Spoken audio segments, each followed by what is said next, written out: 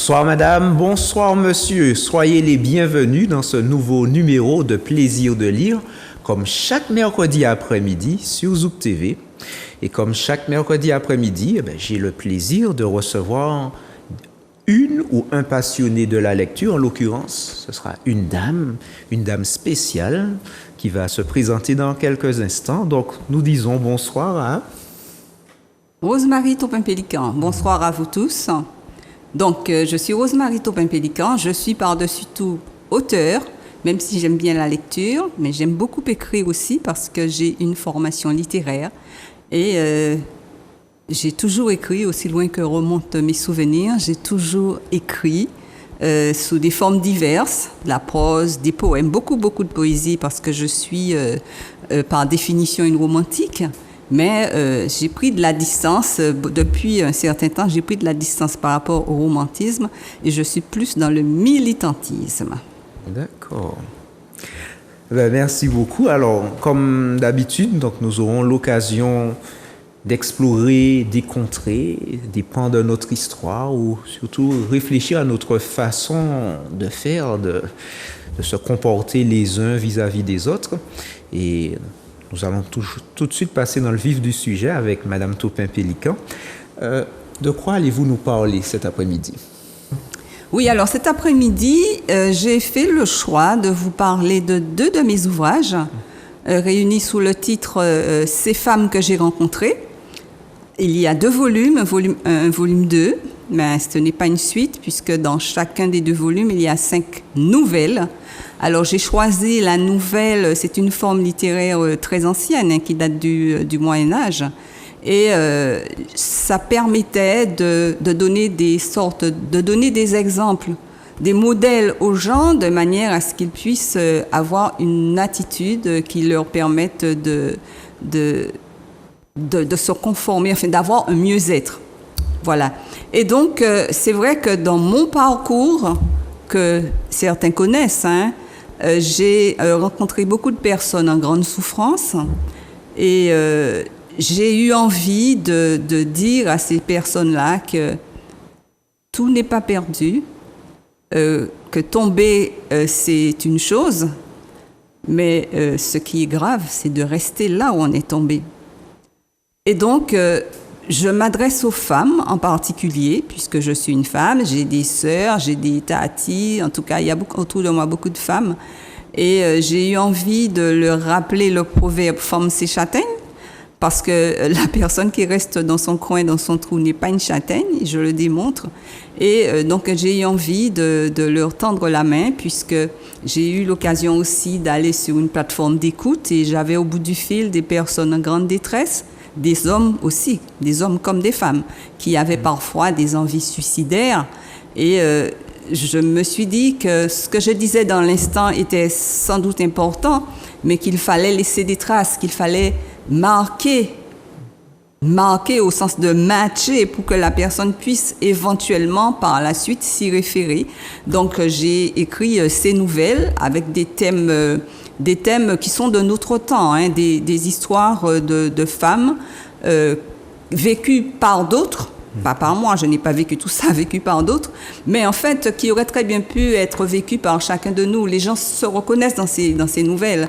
À côté de nous, des gens, par exemple, souffrent du cancer, des gens sont bipolaires, il y a des transgenres dans notre univers, il y a des personnes qui sont trahies par leurs conjoints, par leurs amis, il y a des personnes harcelées. Ce sont autant de thèmes que j'ai développés dans mes ouvrages et qui parlent aux gens et qui leur permettent, ces thèmes-là leur permettent de comprendre que lorsque l'adversité arrive, il faut pas rester dans l'attitude prostrée de celui qui subit, qu'il faut à un moment donné, qu'il faut se relever.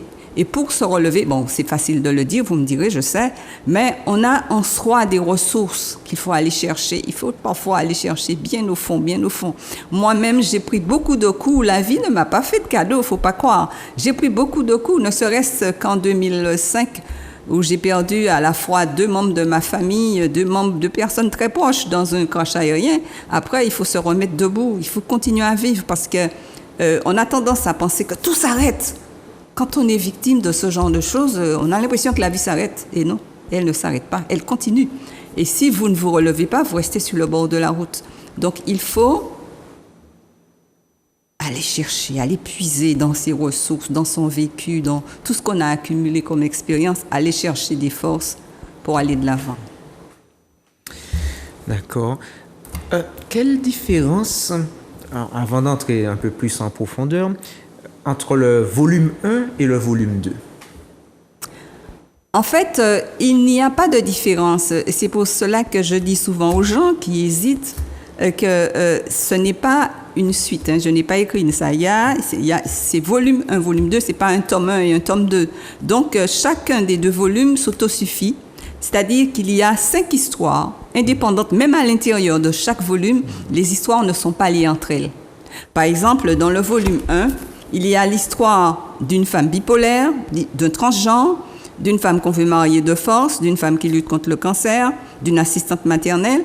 Et il n'y a pas de lien entre ces différentes histoires, si ce n'est que chacune d'elles présente une femme qui rencontre des difficultés, qui rencontre l'adversité et qui, dans tous les cas, subit dans un premier temps, prend des coups et à un moment donné, cette femme comprend qu'il faut qu'elle se relève. Et donc, j'illustre ainsi, je le redis, j'illustre le proverbe « Forme ses châtaignes ». Et c'est ça, parce que je n'ai pas voulu ajouter encore à la morosité, parler de femmes qui vont rester là, gémir, à se plaindre. Non, il faut qu'elles se relèvent. Et donc, chacune d'elles, dans le volume 2, il y a une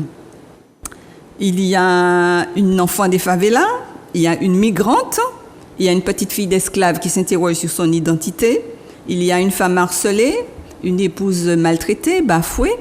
Et là encore, chacune de ces 5 femmes affrontera son destin et finira par vaincre.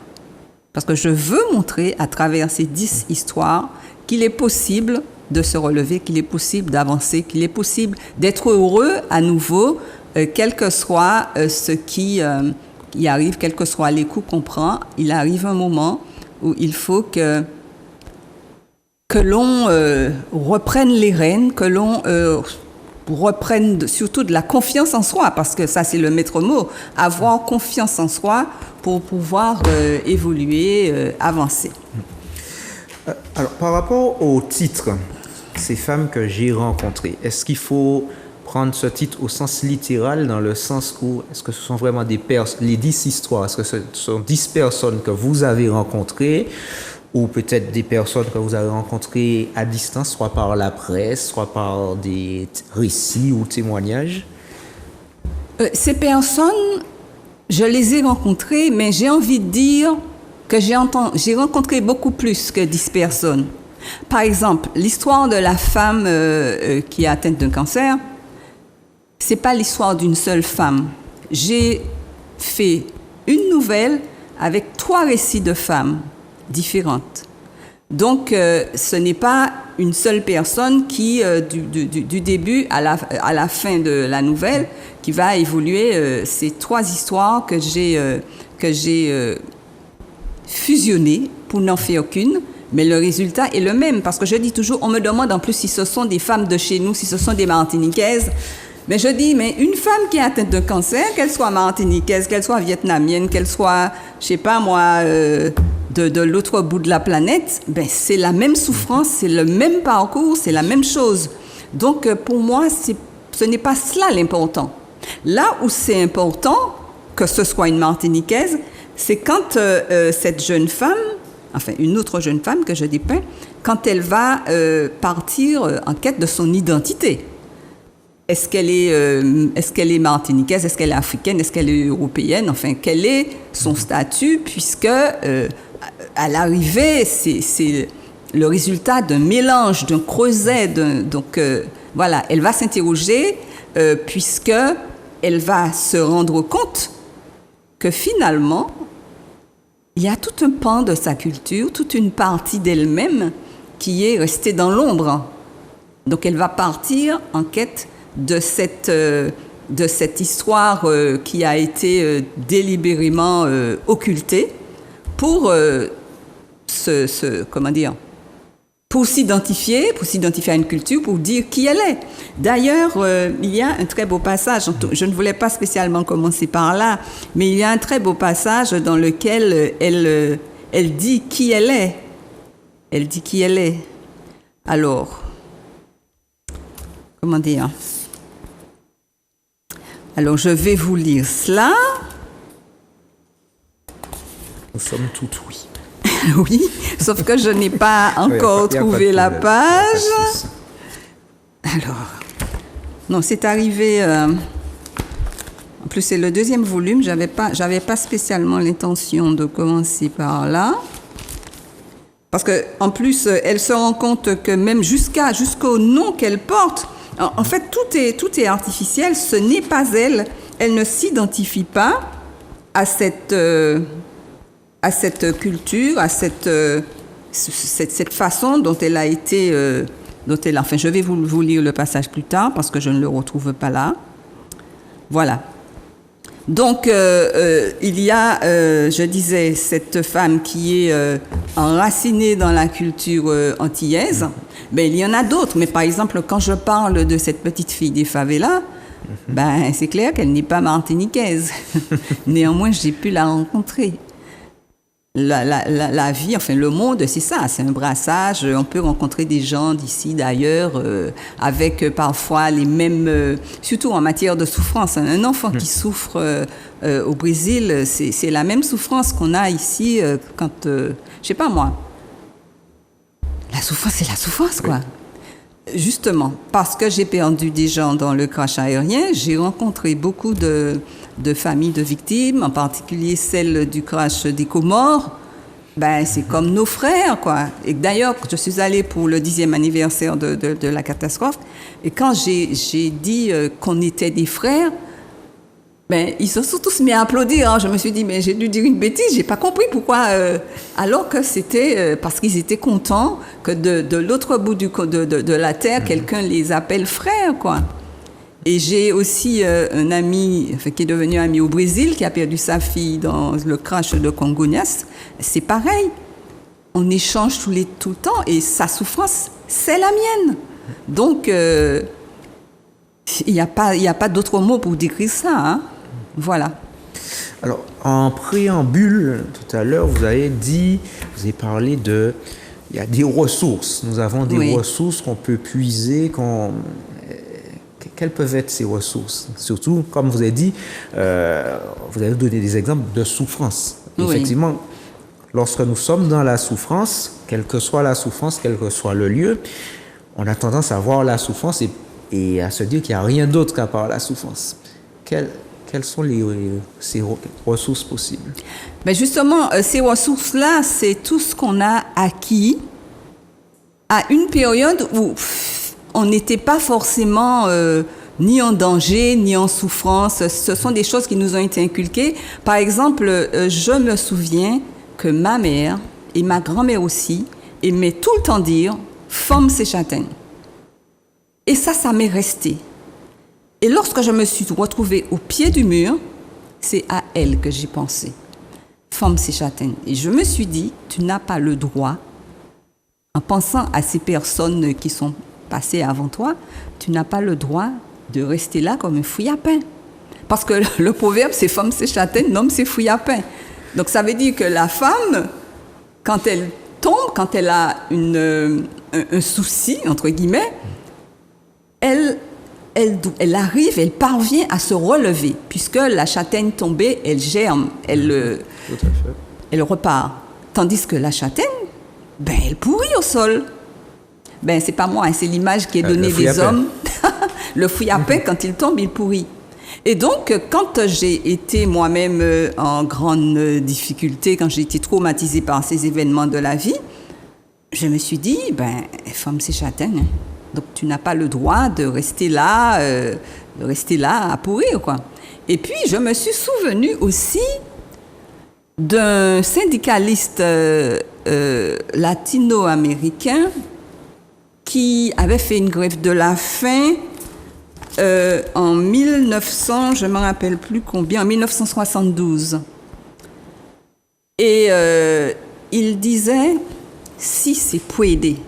Si c'est puede. Et personne ne s'est demandé où Barack Obama a puisé son slogan de campagne. C'est là, avec cette phrase « si c'est puede », il a fait « yes we can ».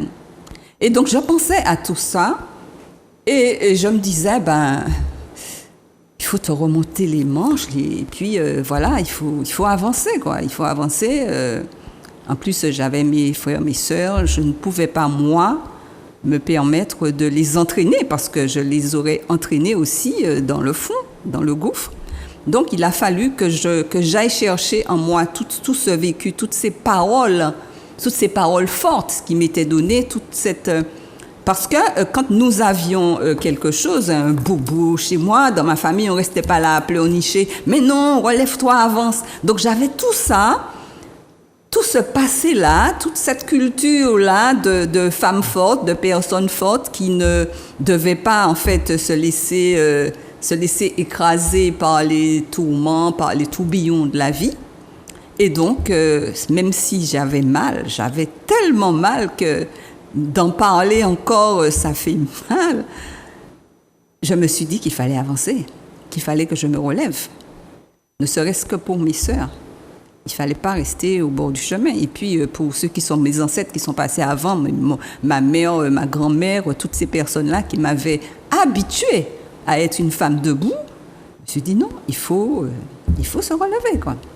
Et donc, les ressources, c'est ça. Et c'est pour ça que je dis que nous sommes tous différents. Ce que j'ai comme ressources, la voisine, elle n'a pas les mêmes. Elle a sans doute aussi des ressources, mais je ne connais pas ces ressources. Donc, c'est chacun qui sait, parce qu'on est tous différents. Et c'est pour cela que je dis que lorsque des gens sont en grande souffrance comme cela, et qu'il y a des thérapeutes, en fait, qui décident, qui mettent en place des procédures qui s'appliquent de manière identique à tout le monde, mais ça ne peut pas marcher. Ça va certes marcher pour certaines personnes, mais pas pour tout le monde, parce qu'on est tous différents. Et donc, on a tous des ressources différentes. Ce que ma grand-mère me disait, la vôtre ne vous disait pas la même chose. Elle vous disait sans doute de belles choses aussi, mais pas les mêmes. Donc, voilà. Donc, quand je parle de ressources, c'est à cela que je fais référence. D'accord. Ce que vous dites me fait penser à... La semaine dernière, nous avons reçu une participante qui a présenté un ouvrage qui s'appelle « Développement impersonnel ». Alors, puisque c'est un thème qui est très en vogue, le développement personnel. Et dans cet ouvrage, on expliquait que on donne des recettes, mais les recettes ne sont pas personnalisées, mais ce sont plutôt des recettes collectives. Globales, voilà. Globales. Et comme vous dites, ça peut fonctionner pour certaines personnes, on peut réussir à apprendre du bon, mais s'il y a 1000 personnes, les 1000 personnes ne vont pas forcément avoir la solution si on donne la même formule, puisque le vécu n'est pas pareil, le ressenti n'est pas pareil. Mais je retiens que nous avons tous des ressources, même si ce ne sont pas les mêmes. C'est clair. D'accord. Comme vous avez parlé du fruit à pain tout à l'heure, hein, parce que nos images locales sont très jolies. Les châtaignes, le fruit à pain, bon, c'est moins esthétique le fruit à pain. Mais est-ce qu'on pourrait assimiler... Il y a beaucoup d'hommes en Martinique, voire dans d'autres pays, malheureusement ou heureusement selon les personnes, on aimait leur dire de ne pas pleurer, par exemple. On n'aime pas qu'à pleurer. Et on a inculqué ça aussi à beaucoup de garçons petits, et pleuraient parce que ils avaient une douleur physique ou émotionnelle. Et on disait, non pas qu'à pleurer, non fort, etc. Est-ce qu'on peut assimiler cela pour certains à une ressource? En fait, moi, je ne suis pas d'accord du tout avec ce principe-là, non pas qu'à pleurer. Au contraire, moi, quand je vois quelqu'un pleurer, je laisse la personne pleurer. Parce que quelqu'un a dit, je vais essayer d'être fidèle, quelqu'un a dit, dans chaque être humain, il y a parfois de la souffrance. Et les larmes, ça sert à évacuer la souffrance.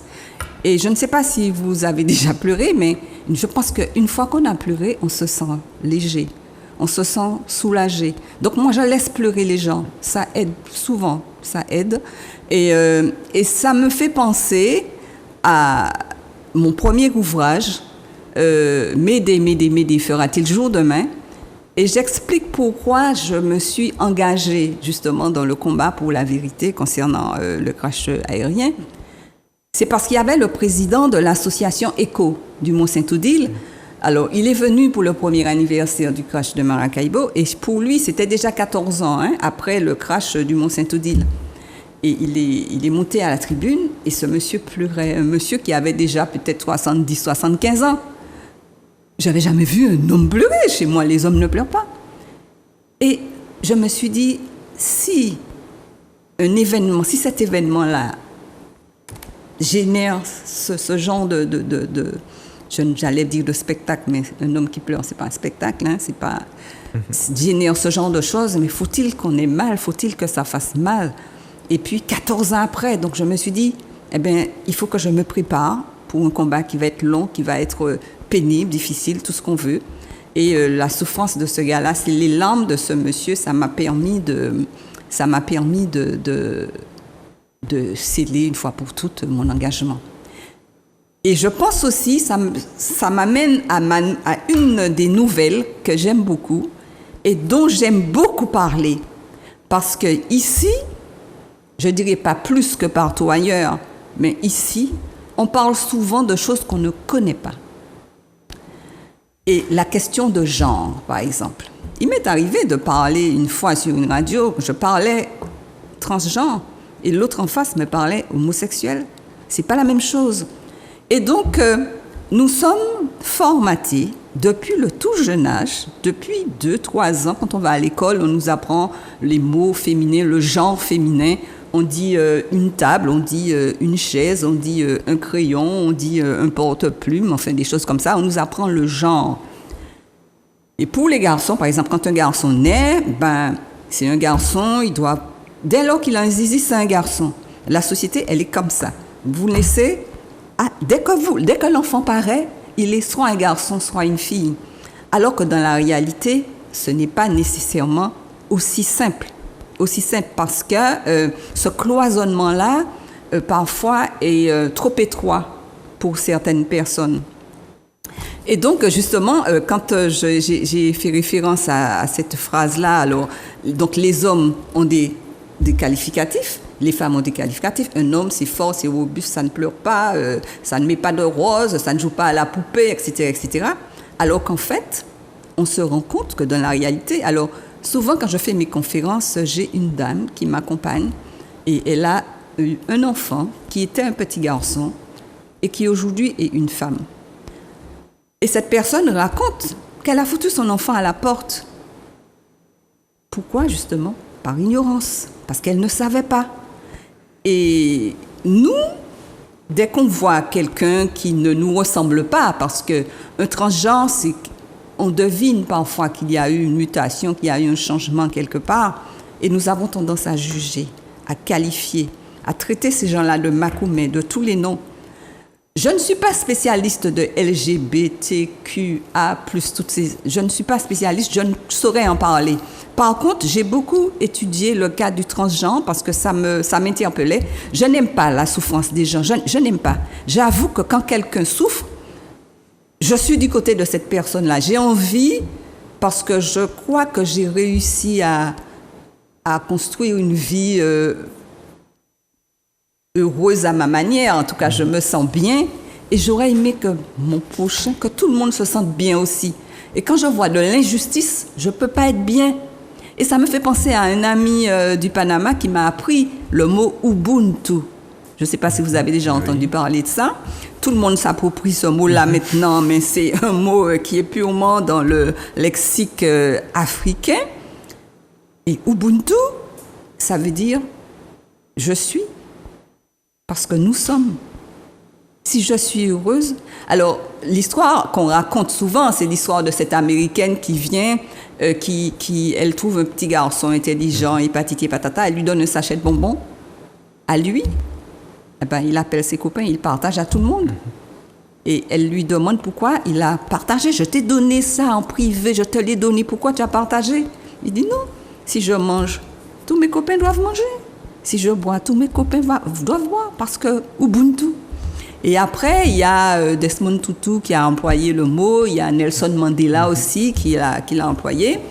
Et donc, c'est un mot qui a du sens, qui fait du sens. Et je pense que on ne peut pas vraiment être heureux si à côté de soi, il y a des gens dans la misère, il y a des gens qui souffrent.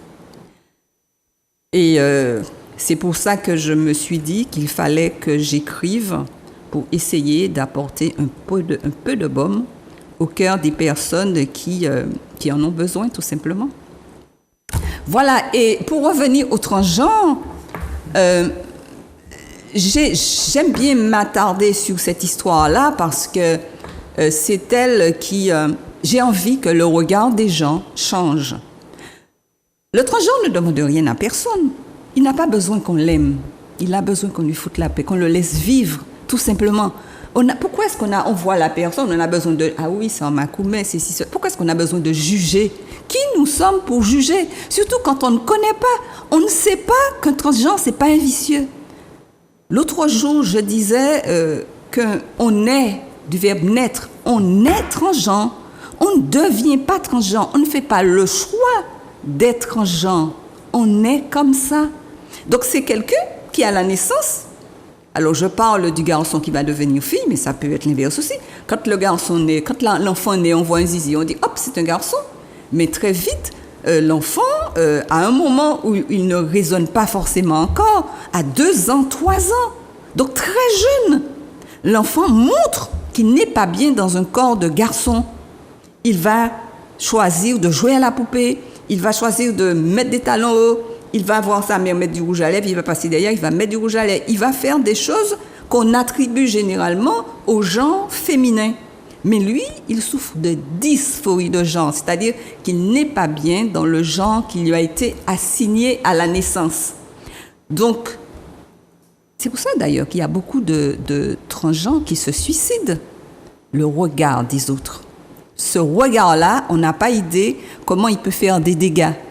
Donc, si on peut ne pas comprendre, on peut ne pas être favorable, on peut tout ce qu'on veut, mais passez votre chemin. Pourquoi est-ce que vous avez besoin de vous attarder et de qualifier mon nom ou plutôt vous en qualifier de Makoumé? Ça vous apporte quoi? Donc c'est ce discours-là que j'ai envie de faire passer. J'ai envie de demander aux gens d'être tolérants, tout simplement. Tolérants. Mais c'est la même chose qui s'est passée entre les Blancs et nous. Nous sommes différents. Alors, parce que nous sommes différents, on nous crache dessus. Mais foutez-nous la paix. Mais c'est la même chose. Mais c'est exactement la même chose. Et ces personnes-là... Alors, j'ai des chiffres pour le transgenre. J'ai des chiffres. Alors, il y a entre 20 000 et 60 000 transgenres en France en 2022. Donc, c'est pas rien. Entre 20 et 60 000.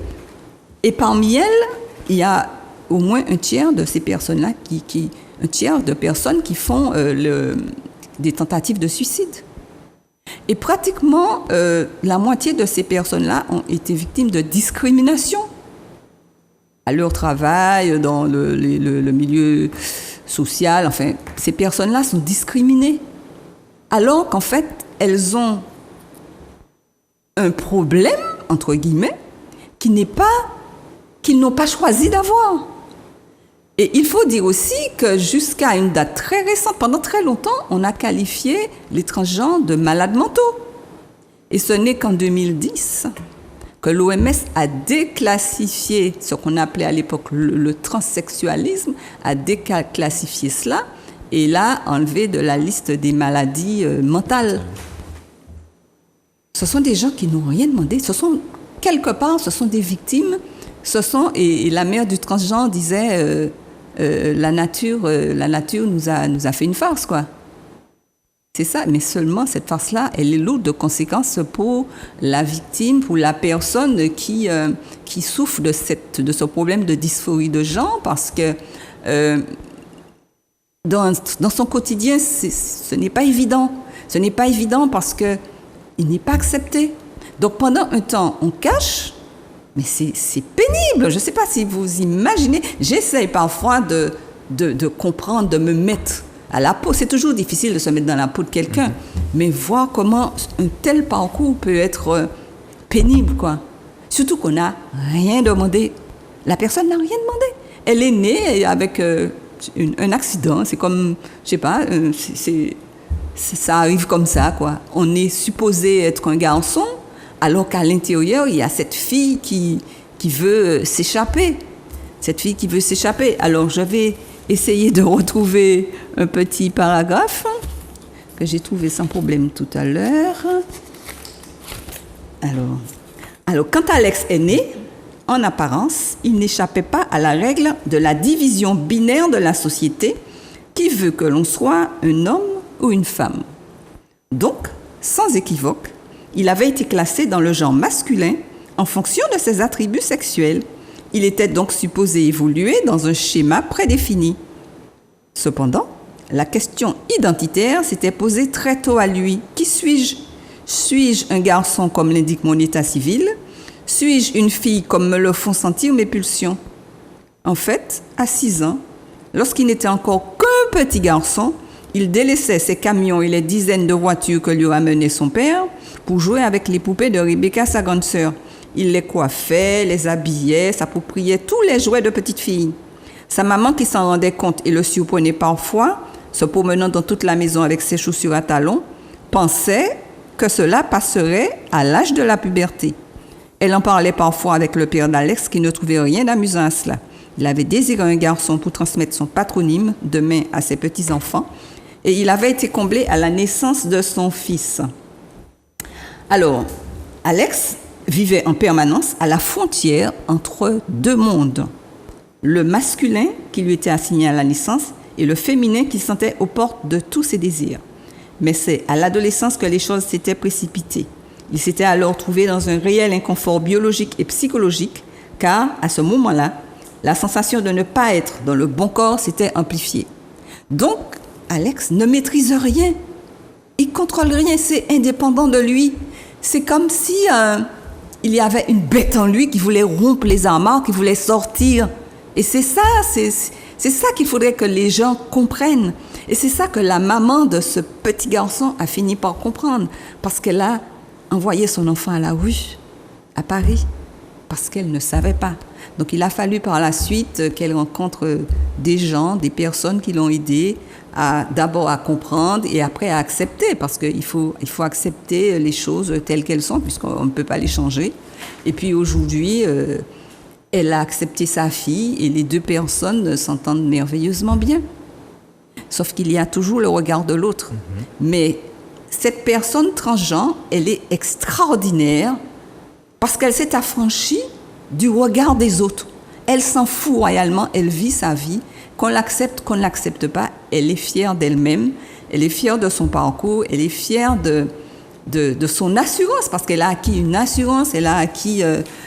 mais ce n'est pas le cas de tout le monde, voyez-vous. Donc il y a des personnes qui, ayant fait tout ce cheminement-là, quand même ne sont pas bien et finissent par se suicider, par quitter la vie, parce que nous sommes, sans chercher à l'être, nous pouvons être extrêmement méchants. Voilà. Est-ce qu'on peut imaginer un volume 3 puisque vous avez bien précisé dès le début, ce n'est pas une suite. Ce n'est pas une suite, vraiment, ce sont des histoires indépendantes, mais qui ont quand même pour point commun la souffrance. Et le but est d'aider, vous apportez votre pierre à l'édifice, aider les personnes à se sentir un peu mieux. Vous n'avez pas de formule magique, mais par justement ces expériences, ces témoignages, montrer, il y a, quel que soit l'endroit d'ailleurs, il y a plusieurs types de souffrances et des personnes essaient de se relever, essaient d'avancer, même si elles tombent, elles se relèvent, même si elles tombent plusieurs fois, dizaines, centaines de fois, elles ne restent pas couchées ni à terre, elles se relèvent. Est-ce qu'on peut, je ne sais pas, envisager un volume 3 ou bien les 2 volumes se suffisent à eux-mêmes? Je pense que les 2 volumes sont suffisants. Maintenant, c'est vrai qu'on m'a demandé, par exemple, pourquoi je n'ai pas écrit sur tel ou tel thème, parce qu'il y a des tas de thèmes. Ah oui, bien sûr. Et ce que je ne dis pas, c'est qu'il y a des hommes qui m'ont dit « Et tu écris quand ces hommes que j'ai rencontrés ?» Sauf que ça sonne différemment quand même. Hein? Pourquoi? Ces hommes que j'ai rencontrés, Oui, bon. ça sonne différemment. Bon, ça... Et je pense qu'il est beaucoup plus facile de se mettre, étant une femme moi-même, c'est beaucoup plus facile de se mettre dans le corps d'une femme pour écrire le ressenti féminin, simplement. Maintenant, j'avoue que je n'ai pas essayé. J'ai déjà quand même pas mal d'histoires, pas mal de manuscrits ou d'ébauches de manuscrits qui attendent. Il n'y a pas ces hommes que j'ai rencontrés. Maintenant, je pourrais le faire, c'est vrai, je pourrais. Mais je dis toujours que dans ces femmes que j'ai rencontrées, il y a aussi des histoires qui peuvent bien cadrer avec les hommes. Par exemple, mon bipolaire, là, c'était une histoire. D'ailleurs, hier soir, je suis tombée par hasard sur une émission où il y avait une personne, j'allais dire une personne bipolaire, mais j'ai appris hier soir qu'elles ne veulent pas qu'on les appelle personnes bipolaires parce que c'est déjà les stigmatiser. Les personnes souffrant d'une affection bipolaire, ça peut être des hommes comme des femmes. Bien sûr. Les personnes qui ont le cancer, ça peut être un homme comme une femme. Et par exemple, dans l'histoire du cancer, je veux dire aux femmes que face à la maladie, c'est vrai que ce n'est pas toujours évident d'accepter, surtout quand il y a des mutilations. Quand on enlève un sein, quand on enlève deux seins, ben, on est quand même une femme. C'est ça que j'ai envie de leur dire. On est quand même une femme. On est toujours une femme. Avec on peut profiter de la vie, profiter des siens, profiter de, je sais pas moi, partir en voyage, aller faire tout ce que tout le monde fait. Les seins, j'ai envie de dire, c'est accessoire. Ce n'est pas ce qui fait la personne elle-même. Donc, et c'est valable aussi pour la personne à qui on enlève une jambe, à qui on enlève un bras ou les deux. Parce qu'il y a des gens, on voit passer parfois des vidéos avec des gens qui n'ont pas de bras et qui vivent très bien, qui donnent même des leçons aux personnes qui sont convenablement équipées, je vais dire. Donc, je pense qu'il y a une force, c'est pour cela, c'est là encore, on va puiser en soi. C'est ce qui donne la force, cette énergie-là, parce que dans toutes mes nouvelles, je veux dire que ce qui est important, c'est la vie. La vie avec un grand V. Donc, c'est plus important que d'avoir un bras, d'avoir un sein. On peut quand même vivre. Et c'est ça la leçon. C'est ça que je veux faire passer comme message. La vie, c'est ce qui est essentiel. Voilà. Et donc, que nous soyons femmes, hommes, nous pouvons trouver de la force, oui. Puiser de la force. Oui. Parce qu'effectivement, comme vous l'avez dit, le cancer, il concerne les deux. Il concerne tout le monde, c'est ça. Donc, pratiquement toutes mes nouvelles concernent tout le monde. Bon, par exemple, pour la femme à qui on enlève des seins, on peut mettre autre chose. Hein. On peut, je sais pas moi, supposer qu'on enlève, je sais pas quoi, aux hommes aussi. Pareil, tout ce qui est, comment dire, intervention chirurgicale, vous avez un membre en moins, deux membres en moins, enfin, tous les cas de figure peuvent se comprendre avec cette histoire-là. Bon, par exemple, pour le harcèlement au travail, il y a des hommes aussi qui sont harcelés au travail. Pour la femme qui est trompée par son mari, bon, l'inverse existe aussi. Donc, je pense que ces nouvelles-là, même si elles s'intitulent « Ces femmes que j'ai rencontrées », elles peuvent aussi s'appliquer à des hommes. Et j'ai une histoire qui est vraie. Hein.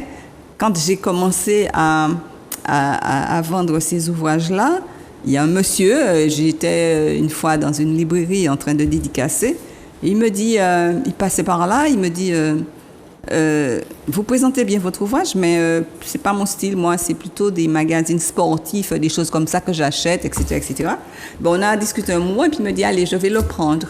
Il a pris le livre, ça devait être un mercredi, je pense, et le jeudi matin, je reçois un mail du monsieur. Le gars me dit, j'ai lu tout le livre. Ah ben. Il l'a pris pour lire.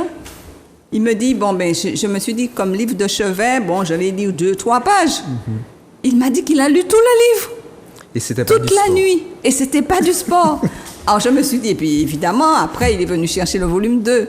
Donc, mais je n'ai pas couvert. Je me suis dit, il aurait pu s'arrêter à une nouvelle, parce que les nouvelles ne sont pas liées. Oui. Ne sont pas liées. Mais il m'a dit, oui, mais j'avais envie de connaître la deuxième. Après, j'avais envie de connaître la troisième. Oui. Donc, les hommes aussi trouvent leur compte dans ces femmes que j'ai rencontrées. Donc, peut-être s'il nous écoute en ce moment, il doit penser à quand le volume 3. C'est possible, c'est possible. Une dernière peut-être question. Vous avez parlé de plusieurs situations. Est-ce que dans un des volumes, il est question de la perte d'un être cher?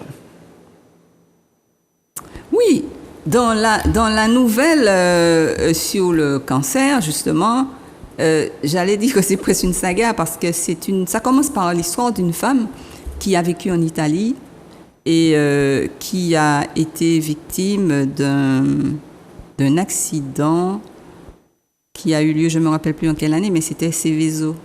Je ne sais pas si ça vous parle, vous qui êtes beaucoup plus jeune que moi. Ça va me revenir. Oui. Seveso. Et donc, au fil du temps, le père meurt, puis la mère.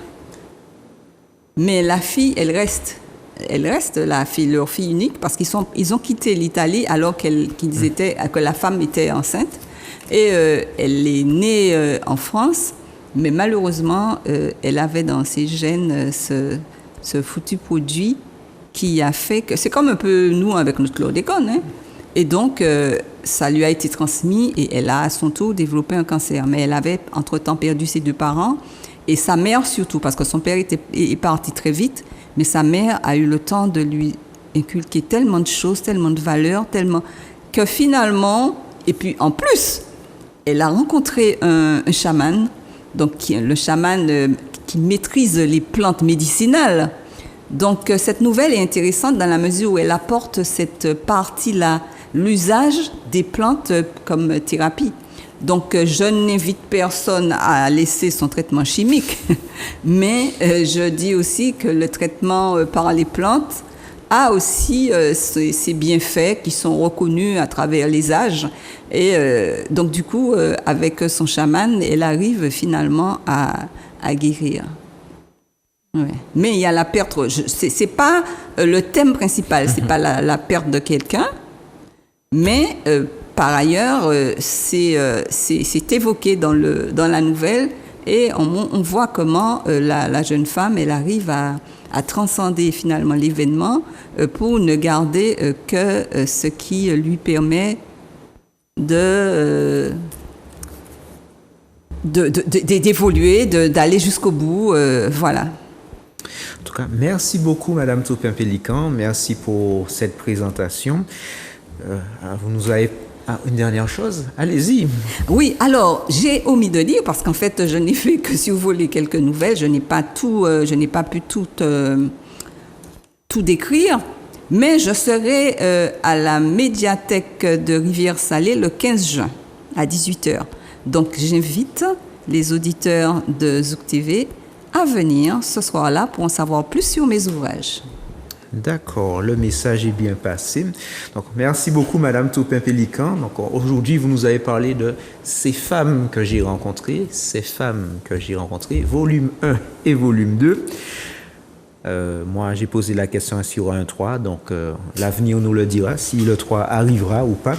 Il y a un lecteur aussi qui a bien aimé le 1 et le 2, donc il doit attendre aussi le 3. En tout cas, merci beaucoup pour ce moment. Merci pour ces ressources que vous avez partagées avec nous, en tout cas un petit peu. La souffrance, effectivement, elle est commune. Elle est commune à tout un chacun. Et j'aime bien, on va dire, peut-être votre leitmotiv, que c'est possible de se relever, c'est possible d'avancer. La souffrance, on ne peut pas y échapper, mais notre attitude vis-à-vis de la souffrance, c'est ça qui compte. La vie, ce n'est pas d'attendre que les orages passent, mais d'apprendre comment danser sous la pluie, disait Sénèque. D'accord. Sur ces quelques mots de sagesse, je vais remercier nos chers téléspectateurs qui ont pris de leur temps pour être avec nous. Nous remercions à nouveau Madame Taupin-Pélican. Et si, comme Madame Taupin-Pélican, vous souhaitez venir sur le plateau de Plaisir de lire dans Zouk TV, il suffit de composer le numéro qui va s'afficher, à savoir le 06 96 19 41 13. Et nous nous ferons un plaisir de vous recevoir sur le plateau. Je vous souhaite une bonne fin d'après-midi et je vous dis À très bientôt.